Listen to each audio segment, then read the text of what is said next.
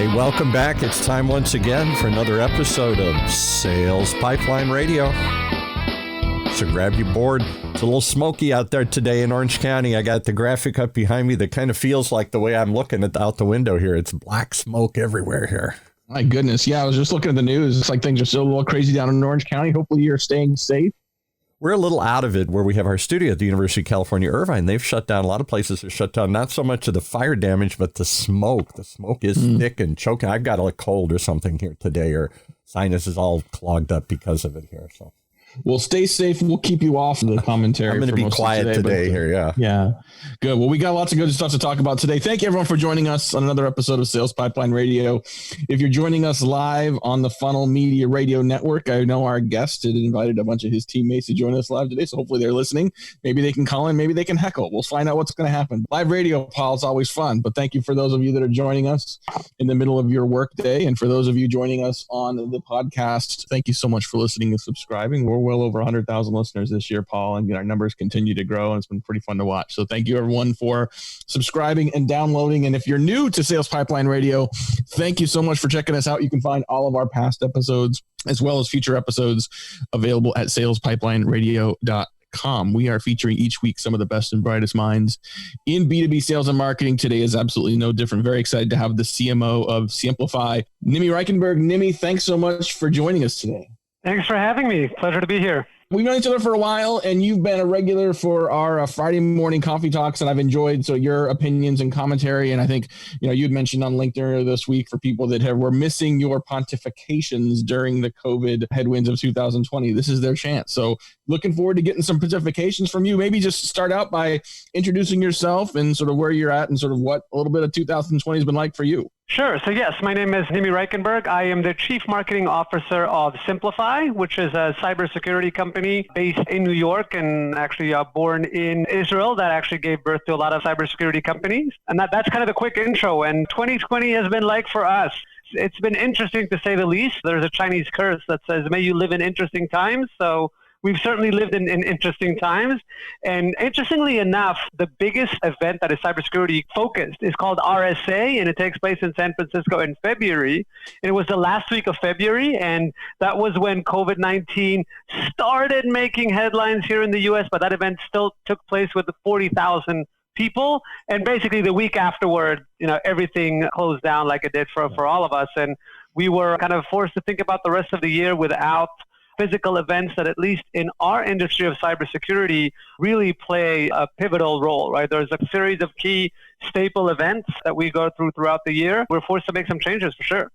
Well, I think, one thing that I've heard a lot of people talk about sort of as we evaluate what happened this year and look at planning for next year is this concept of, trends happening in our industry slowly then suddenly. And I think that moves from in-person events to digital events, moves from field sales to inside sales, sort of migrating to a new way of doing business and doing marketing. These aren't necessarily surprises and brand new to 2020. Talk a little bit about some of the shifts that you guys have had to make. I'm assuming that some of those things are things that are quite welcome in terms of creating more efficient marketing opportunities. In Q2, we were able to generate more opportunities than we did in Q1 at a lower cost per opportunity, right? So you're right. In terms of efficiency and results, surprisingly, the net effect of COVID-19 has been positive for us. And the way we did it, and you said, obviously, shifted to some virtual events and all that stuff. But what I felt we did very well is a couple of things. One is we were quick to create content that was relevant for the times, right? And obviously, COVID-19 changed the way every function works. In our target market, which is cybersecurity, we quickly came out with content that was around how security teams, which are typically huddled together in these dark rooms called security operations centers with lots of screen on the walls and, people looking at screens and ones and zeros flying from left to right, how that function needs to adjust to working remotely, both as a function and then also how do you secure your remote workforce. So we're quick to come up with content around that was, I think, also light, right? We didn't really preach or claim we were smarter than anybody else. And for example, we did and still do something we call the SOC Quarantine Diaries, where we interview security professionals. How is your team and how are you coping to remote work? So I think, we came out with content that was relevant for what our target market was going through. And I think that yielded very good results for us. The second thing that we did is what I call kind of embrace the suck. Now, we acknowledge that, things kind of sucked right around COVID. And what we did, for example, is we did a kind of a direct mail campaign where we sent our audience a quarantine quiz, which was a very funny quiz with questions such as, hey, what would you rather do right now? Sanitize your data or sanitize your hands, right? And at the end, we actually offered things like, pick either a bottle of wine or ice cream or anything that can make the quarantine a little more pleasant. And I'd say the last thing that we did, again, it's kind of a little bit off the beaten track, was that we really focused a lot on interactive experiences, right? So everybody went virtual, and I think initially the virtual events were just one never-ending webinar. But what we really felt is people don't necessarily want to just sit down and stare at a screen for hours on end because things are now virtual. It has to be interactive and get them involved. So even things like you do on your Friday morning coffee talks, right? It's not a webinar. People actually engage with each other. We started doing more workshops where people actually get to build stuff on our product, and there's an instructor, kind of like a virtual classroom. So I think this interactive nature of the campaigns went a long way as well. Well, let's talk a little about that on Sales Pipeline Radio today. We've got Nimmy Reichenberg. He's the CMO of Simplify, cybersecurity firm. And I mean, I want to get to the idea that cybersecurity, seems like it'd be in greater demand this year as you get a more distributed workforce. But these interactive experiences, I think this has been something that I think a lot of marketers have been challenged with this year, right? I mean, we can't just throw up a bunch more webinars and assume people are going to show up. We can't replace the conference happy hour with something where you're going to sit in front of Zoom for another hour at the end of the workday. So have there been either things you guys have done at Simplify or things you have experienced that have been good examples of interactive events that you think can be part of our playbook going into 2021? Right. So again, I think it varies by industry, but first of all, if you have an offering that kind of lends itself to free play, where you have a software product that you build things on, et cetera. For example, think of ourselves as marketers or salespeople. If you have a great forecasting tool where you can actually say, hey, let's do an interactive workshop with maybe some demo data, and I'm going to show you how you can build a better forecast than what you're using today, right? So it's not somebody just doing a demo in a webinar format. It's, hey, let's get a hands-on workshop, for example. I think that on the more product-centric side, I think works well. If there are contests or games, and again, in cybersecurity, for example, engineers and cybersecurity people always like to test their skills with games. Hey, can you spot the attack here or the hacker here? I think these are things that lend themselves well in our industry, and I think you can find equivalents in other industry. There's quite a few of them now, but I think they're still effective. Even the interactive experiences like, hey, let's have a cocktail mixing, right? So you replace the happy hour by shipping some sort of like cocktail ingredients to people's houses and teach them how to make a cocktail, and then everybody kind of drinks it at the end. We did kind of shaved ice workshop, right? We brought everybody a shaved ice machine. It's not that expensive, kind of mix it up, and had like shaved ice with some alcohol mixed in as a happy hour. So I think these things where, again, you're not just looking at somebody, but you're actually doing something with your hands, putting something together, mixing something, cooking something, I think are much better experiences. Yeah, I mean, you mentioned really understanding your audience and making sure that you're sort of customizing the experience for them.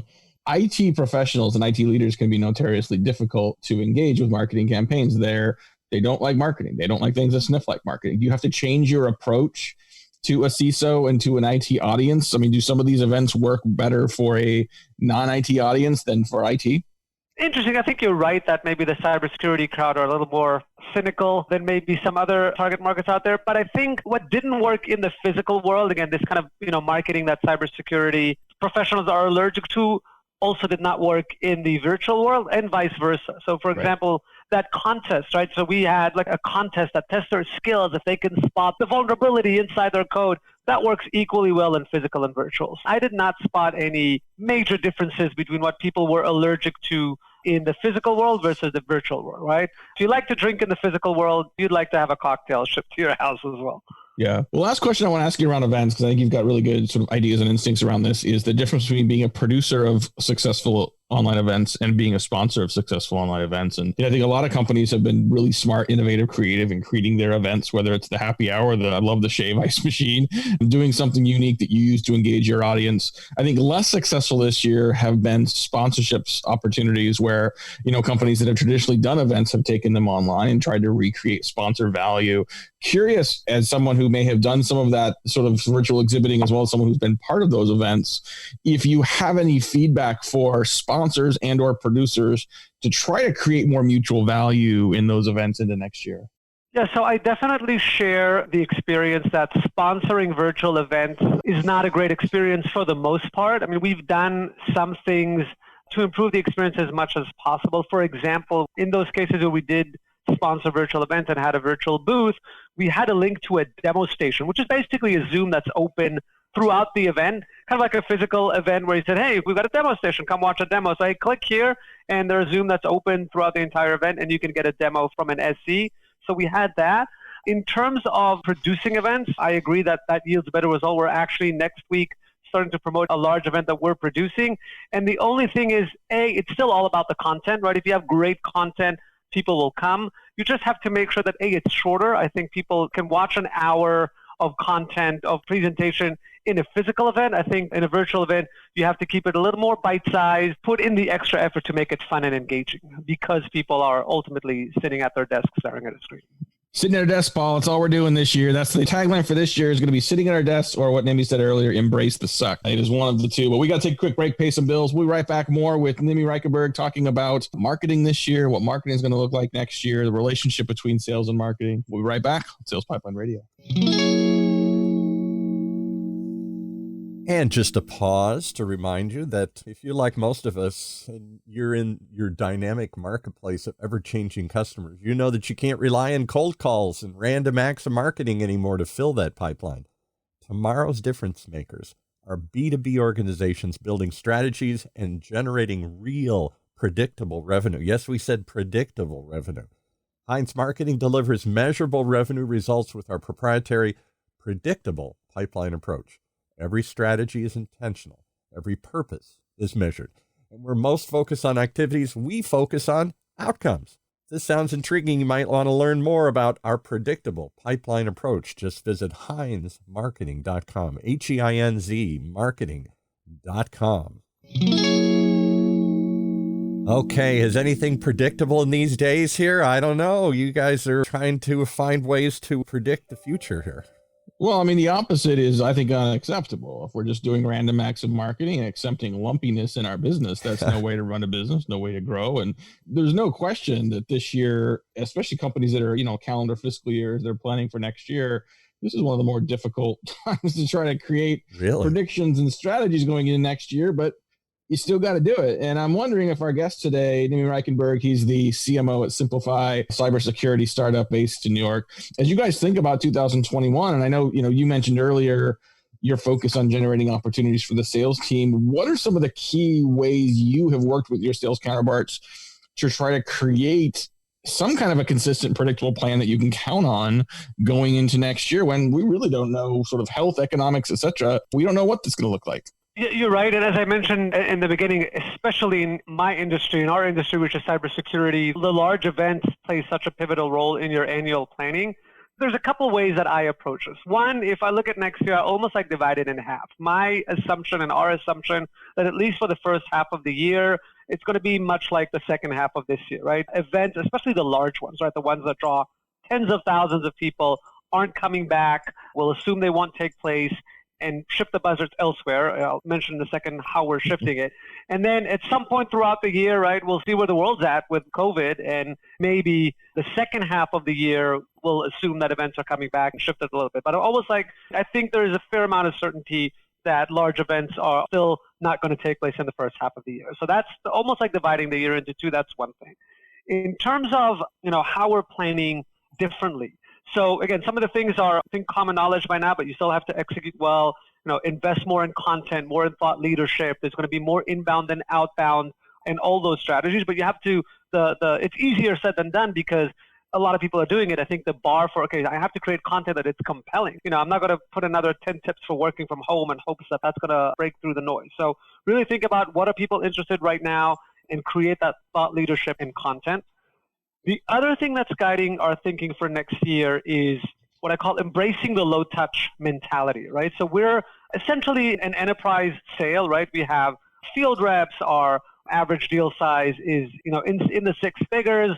And what obviously has changed, and I think will continue to stay this way for the better part of next year, and some people say, it's never coming back, is a traditional enterprise sales reps in the field, et cetera. And what does that mean? I think it means that companies such as ourselves that are mostly about enterprise sales are going to have to adopt a mentality that's more commonly found in low-touch sales, right? Those products that you get a free trial and you put in your credit card, and much of the buying process is self-serve. Now, I don't think we're going to be self-serve. I think we're still going to need salespeople to make a sale. You're never going to swipe your credit card for $100,000 and buy our solution. However, I think when it comes to the buyer experience, they're going to want to expect a lot more self-serve on the website, a lot more research on their own before they speak to a rep. Because again, the rep's not going to get on a plane and sit down with them for a day and talk to them.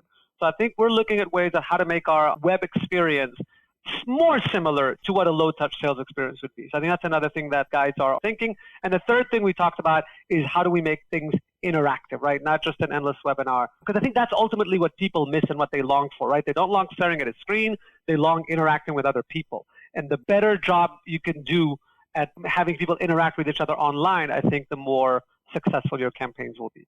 Yeah, no, I agree. And I want to dig in a little further on sort of this concept of sort of the self-directed buying journey, because I do think even with complex sales, like I even saw some stats from McKinsey yesterday that indicated there is a now material percent of B2B buyers that are willing to buy things that are $1 million and above online, right? A lot of enterprise sellers would say, like, that's crazy. How would you do that? But there's a difference between the way we want to sell, the way we're used to selling, the way we want to sell, the way we prefer to sell, and the buying journey. You could argue conceptually the buying journey had better be what the sales process is, but if oftentimes there's conflict and friction there, have you seen material changes this year in the buying journey, either the length or the depth or the criteria people are using to make decisions this year that you think are going to have longer lasting impact into next year and beyond?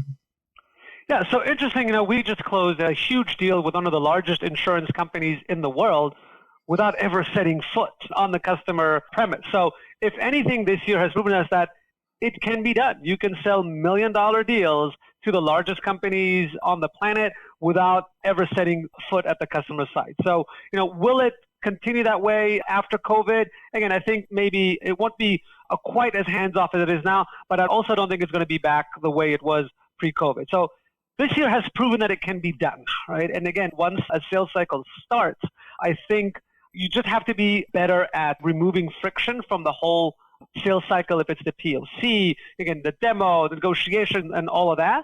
But I think most of the work, especially for marketers, has to do with the buyer's journey prior to reaching out to sales, right? How can you, identify interest and give people the experience to do the research and experience the product or service by themselves or with less friction than you're used to in the old world of enterprise sales?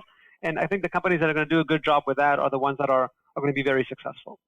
Yeah, just a couple more minutes here today with our guest on Sales Pipeline Radio, Nimmy Reichenberg. He's the Chief Marketing Officer for Simplify. And we've covered a lot of ground just sort of talking about sort of the unpredictable nature of this year, planning for next year. And, we've kind of touched a little bit on sort of the interactivity between sales and marketing and driving predictable pipeline. I'm curious, as you continue to work closely with your sales counterparts. We're no longer in a world where marketing does the top half of the funnel by themselves, sales does the bottom half by themselves. There's at minimum sort of an overlap in the middle of the funnel somewhere. And it's likely that with enterprise deals, you've got sort of a coordinated effort between sales and marketing at many stages of the buying journey. What are some of the key things you've found to tighten and coordinate that sort of that prospect dance between marketing and sales? Right. So some of the tried and tested kind of best practices, I think, are even more relevant in this age. For example, making sure that we understand who we focus on, right? So, the ABM and an ideal customer profile, and all that stuff was always important. But I think if you haven't already done so, definitely make sure that you have reconfigured this process for COVID, right? Some of, trivial examples, if you sold to airlines or hospitality businesses, probably not a great idea to focus on them now. They probably aren't buying as many products and services as they used to. So I think, again, it starts with agreeing, okay, the world has changed. Do we still like who we're focusing on, right? That's one. Number two, especially since you're doing a lot of interactive, or at least we aspire to do a lot of interactive experiences, making sure that sales are part of that, right? They bring their customers, they prospect, they're engaged in part of that interaction. So it's not just, our marketers are dancing shoes on and, entertaining the audience. It really is a joint collaboration between marketing and sales. Another thing, by the way, which has always been true, but I think you need to put more emphasis on that these days, is upselling, right? Everybody knows that it's so much easier to sell more to an existing customer than it is to acquire a new customer. That's always been true. But in this day and age, again, I just think you have to take that statement that everybody knows is true and think, okay, so how am I doing this? How am I focusing more on trying to upsell more to my existing customer? And then also the kind of the last thing is, how do I foster a community of customers? So again, customer marketing is always big, and you always want to bring your customers together and create this a group of raving fans. I think now, because all this face-to-face interaction has been removed, there is a lot more appetite from customers to get together. And one of the things that bring them together is, hey, we're all in security, or we're all Simplify customers and want to figure out how to best use this product. So we're also investing more in kind of our customer marketing and community marketing, because customers long for this. And if last year you just went to an event, met 10 of your buddies from different companies and had discussions, now you cannot do that. So we as solution providers can fill that void. Love it. This has been awesome. We covered a lot of ground, Nimmy. I appreciate your help today. I think the last question I want to ask you, just, as we get towards the end of 2020, and, at some point we're going to see the light at the end of the tunnel with this pandemic and be able to get back to some version of our normal selves. What's something that you miss from the beginning of Q1 that you're looking forward to getting back to and things get a little back to normal? And maybe what's something that you don't miss, that you haven't really missed, that you had been part of your life beforehand and you're not looking forward to going back to? Yeah, I'll say too. By the way, I'm surprising, and I just chatted about this with my wife. I don't miss business travel as much as I thought I would, right? I haven't been on a plane for, 7 months now.